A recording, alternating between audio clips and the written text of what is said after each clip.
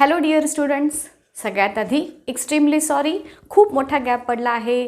आपला आधीचा जो ह्या चॅप्टरचा आधीचा पार्ट जेव्हा अपलोड केला होता त्याच्यानंतर हा पार्ट अपलोड करेपर्यंत ऑलमोस्ट 1 महिन्यापेक्षा जास्त टाईम स्पॅन हा गेलेला आहे. आणि थँक्यू फॉर हॅविंग पेशन्स. आणि नक्कीच तुम्हाला मी आता निराश नाही करणार आहे. ही आपली सिरीज अशीच कंटिन्यू राहणार आहे. स्टुडंट्स, याच्या आधीच्या सेशनमध्ये आपण म्युटेशन बघितलेलं होतं. म्युटेशन कशाला म्हणतात, ते कसं होतं, त्याचे रिझन्स काय काय आहेत, इथंपर्यंतचा पार्ट आपला झालेला होता. आज त्याच्या पुढचा पार्ट बघूयात, दॅट इज इव्हॉल्युशन. तुम्हाला ह्या इव्हॉल्युशनवरती शॉर्ट नोट विचारले जाते. Also formation of complex proteins कसे होतात असा एक तुमच्या एक्सरसाइजमध्ये ह्याच्यावरती क्वेश्चन विचारलेला आहे. सो इव्हॉल्युशनवरती शॉर्ट नोट विचारली तर तुम्ही कसं लिहिणार. त्याच सेम याच्या कन्सेप्टवरती फॉर्मेशन ऑफ कॉम्प्लेक्स प्रोटीन असा प्रश्न विचारला तर तो तुम्ही कसा लिहिणार, दोन्ही आपण डिस्कशन करणार आहोत आजच्या सेशनमध्ये. जसं की तुम्हाला इथं दिसतंय इव्हॉल्युशन ची शॉर्ट नोट जर तुम्हाला लिहायची असेल तर these are the important points. जसं की मी तुम्हाला नेहमी सांगते, अजिबात रट्टा मारायचा नाही आहे. तुम्हाला त्या आन्सरमधले इम्पॉर्टंट पॉईंट्स आणि ह्यातले सुद्धा इम्पॉर्टंट वर्ड्स हे सेपरेट करता आले पाहिजेत, शोधून काढता आले पाहिजेत. आणि त्या इम्पॉर्टंट वर्ड्सच्या भोवतीनं तुम्हाला तुमच्या आन्सरची गुंफण करायची आहे.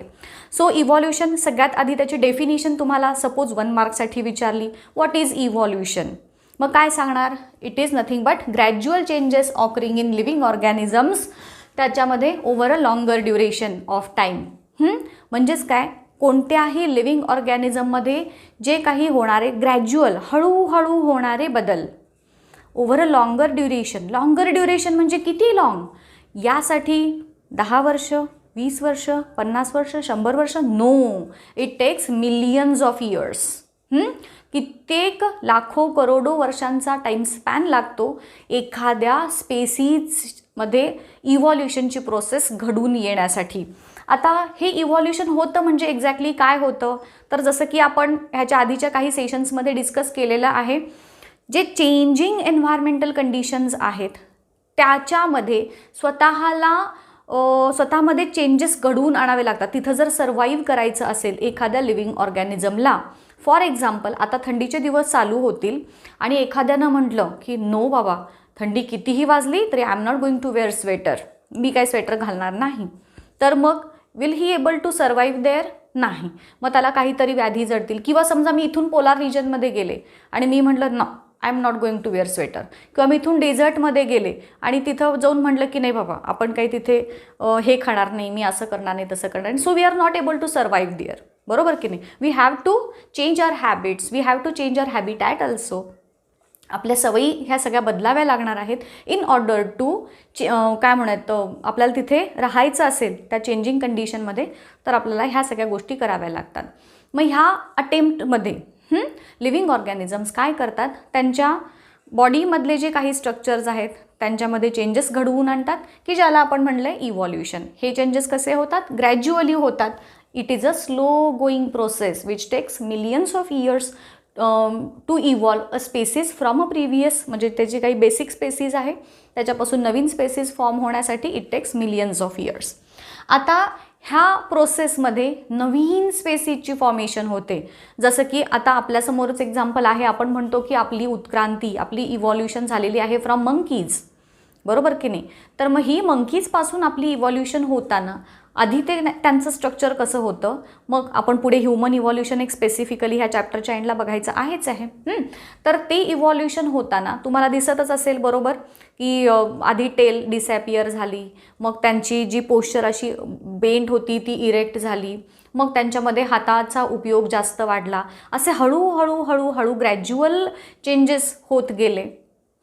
आणि मग पूर्णपणे नवीनच कॅरेक्टर असणारी स्पेसीज तयार झाली. मग हे न्यू स्पेसीजचं फॉर्मेशन कशामुळं झालं, तर due to changes in characters. Changes in characters म्हणजे काय, फिजिकल कॅरेक्टर्स. जसे आत्ता तुम्हाला मी सांगितलं इन केस ऑफ ह्युमन, शेपूट होती माकडाला, ती आधी डिसॅपियर झाली, मग इरेक्ट पोश्चर वगैरे, हे काय झालं, हे कॅरेक्टरिस्टिक्समध्ये होणारे चेंजेसच आहेत की, होय की नाही. मग ह्या चेंजेस इन कॅरेक्टर्समुळं नवीन स्पेसीजची फॉर्मेशन होते in the process of evolution. त्यानंतर हे चेंजेस जे आहेत आता नवीन स्पेसिस फॉर्म होताना असं होतं का की जसं मी तुम्हाला आत्ता सांगितलं, मला नाही स्वेटर घालायचं आहे तर I will not wear sweater, आणि मग किंवा समजा ज्यांनी स्वेटर घातला त्यांच्यामध्ये काही वेगळे झाले का चेंजेस? तर नाही. याच्यामधले जे युजफुल कॅरेक्टरिस्टिक्स आहेत, चेंजेस तर प्रत्येकाला जगायचं असतं है ना. जसं की आत्तासुद्धा आपल्यामध्ये जगण्याची शर्यत ही चालूच आहे की या गेल्या 2 वर्षांमध्ये ज्या कोविड कंडिशन्समध्ये आपण सगळ्याच पद्धतीमध्ये ड्रास्टिक चेंजेस केले. इवन टीचिंग लर्निंग प्रोसेसपासून सगळीकडेच. आधी जे पेरेंट्स म्हणत होते मोबाईल हातातसुद्धा धरायचा नाही, त्यांनी मुलांना स्मार्टफोन्स, लॅपटॉप्स, टॅब्स हे सगळं आणून दिलं. का? तर ती गरज होती, राईट. सो त्यामध्ये जे युजफुल कॅरेक्टरिस्टिक्स असतात, चेंजिंग एन्व्हायरमेंटल कंडिशनमध्ये स्वतःला टिकवून ठेवण्यासाठी लिव्हिंग ऑर्गॅनिझम्स स्वतःमध्ये काहीतरी चेंजेस घडवून आणतात. त्या चेंजेसपैकी जे युजफुल चेंजेस आहेत तेच फक्त सिलेक्ट केले जातात. कुणाकडून? तर बाय नेचर. आणि ते नेचरनं सिलेक्ट केलेले जे चेंजेस आहेत ते चेंजेस त्या पर्टिक्युलर कॅरेक्टरिस्टिक्स म्हणजे त्या पर्टिक्युलर लिव्हिंग ऑर्गॅनिझमच्या नेक्स्ट जनरेशनकडे पास होत जातात, राईट. आणि मग त्याच्यापासून नवीन स्पेसीजची फॉर्मेशन होते. सो तुम्हाला इव्हॉल्युशनची प्रोसेसवरती शॉर्ट नोट जेव्हा विचारली जाते, तुम्ही एवढे पॉईंट्स त्याच्यामध्ये मेन्शन करायचे. शॉर्ट नोट्स अर्थातच 2 किंवा 3 मार्कांसाठी असते आणि इथे आपल्याकडं 5 पॉईंट्स आहेत. तुम्ही ह्याच्यामध्ये 3 मार्क्स असले की 6 पॉईंट्स लिहायचे, एवढं तुम्हाला माहीतच आहे, राईट. सो हे इव्हॉल्युशनचे प्रोसेसची नोट झाली. आता बघूयात तुमच्या टेक्स्टबुकमध्ये जो एक क्वेश्चन विचारलेला आहे की फॉर्मेशन ऑफ कॉम्प्लेक्स प्रोटीन्स कशी होते, ते कशा पद्धतीनं 5 मार्कांचा आन्सर लिहायचा आहे ते देखील तुम्हाला एकदम सिम्पल पद्धतीनं सांगते. बघूयात काय आहे.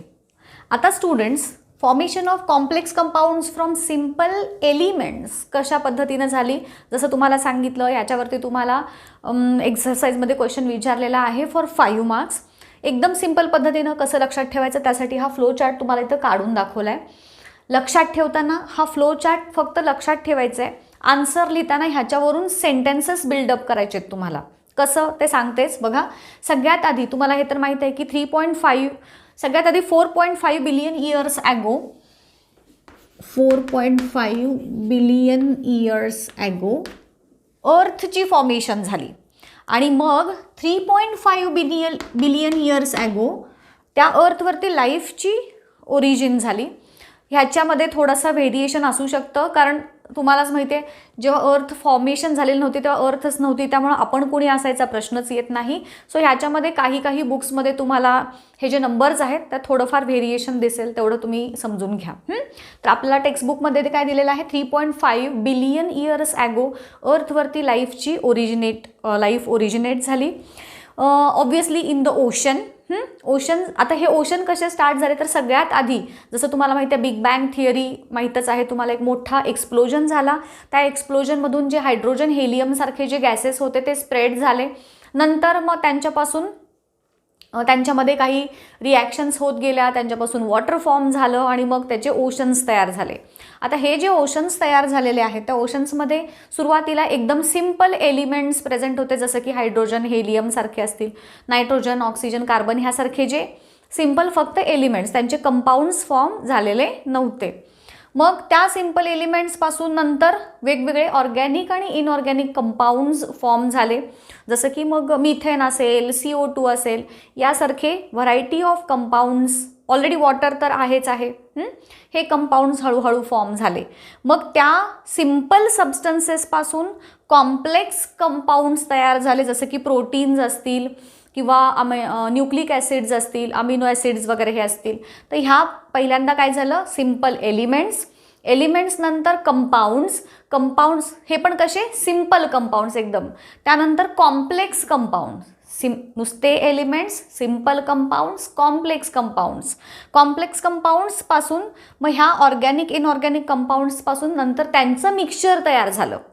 बघा आधी हे कंपाऊंड्स, मग हे ऑर्गॅनिक इनऑर्गॅनिक वेगवेगळे कंपाऊंड्स जे आहेत त्यांचं एक मिक्सचर फॉर्म झालं आणि मग त्यांच्यामधूनच पहिली प्रिमिटिव्ह सेल जी आहे ती जन्माला आली, फॉर्म झाली. ह्या फर्स्ट प्रिमिटिव्ह सेल जी होते it started taking the nutrients with the help of the substances. मग हे जे प्रोटीन्स, त्यांचे न्यूट्रिएंट सेलच्या ग्रोथसाठी काय लागतं? सेलच्या ग्रोथसाठी प्रोटीन्स लागतात, बरोबर की नाही? मिनरल्स, प्रोटीन्स, हे जे आजूबाजूला त्याचे न्यूट्रिएंट्स प्रेझेंट होते त्या सेलच्या, त्याच्या थ्रू त्यांनी न्यूट्रिशन डिराईव्ह करायला स्टार्ट केलं. त्यांचा नंबर वाढला. जसं जसं त्या सेल्सला न्यूट्रिशन मिळू लागलं, त्याचा नंबर जो आहे it grows in size, number increase झाला. आणि मग त्याच प्रिमिटिव्ह सेलपासून लिव्हिंग ऑर्गॅनिझम्स तयार झाले. हे लिव्हिंग ऑर्गॅनिझम्सच्या मध्ये मग व्हेरिएशन्स झाले. जसं की एकदम सिम्पल ॲनिमल्सच्या बाबतीत बोलायचं झालं तर अमिबासारखे किंवा पॅरामेशियमसारखे जे ॲनिमल्स आहेत त्यांच्यापासून ॲनिमल्स ओरिजिनेट होत गेले.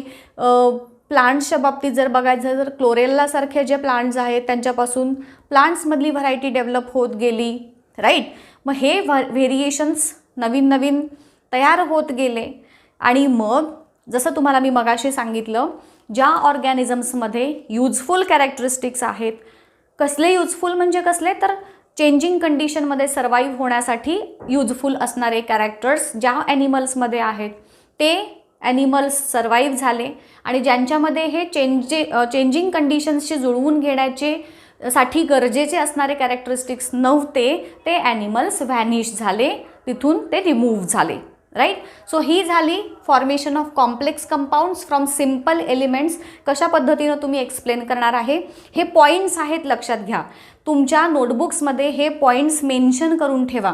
आणि जसं मी तुम्हाला आत्ता एक्सप्लेन केलं त्या पद्धतीनं तुम्ही ते पॉईंट्सना सेंटेन्सेसमध्ये कन्व्हर्ट करणार.